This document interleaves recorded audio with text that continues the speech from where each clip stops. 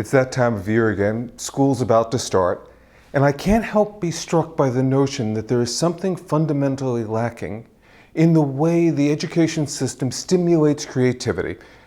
I remember back, well, now 40 plus years, to elementary school. Yeah, it's nearly 50 years. That's horrifying. I found that my curiosity was piqued at every point in the day except when I was in school.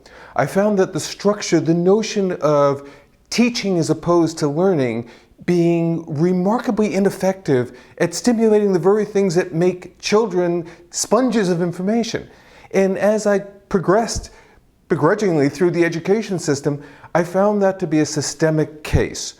And what I see today is that while there is some degree of progress, we're still in a mode predominantly of teaching. We don't leverage the fact that the human mind is inquisitive.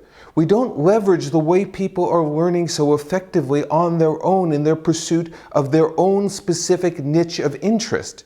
It feels to me like education is stuck in a paradigm failed for generations progressively, especially in the face of the transformation that technology has had on the neural stew that we all live with day in and day out. We don't absorb information by virtue of being imposed, and I still feel that education predominantly is that imposition of information.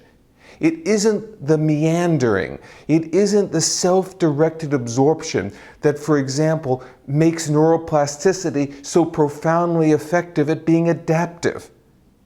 So what I would simply argue is that as tens of millions of students in the US and beyond are heading back to school, that we give a bit more thought on how we can somehow be transformational to the most precious cognitive assets that we could possibly have, which is a youth that will transform us in the future and hopefully save us from the ills that plague us today.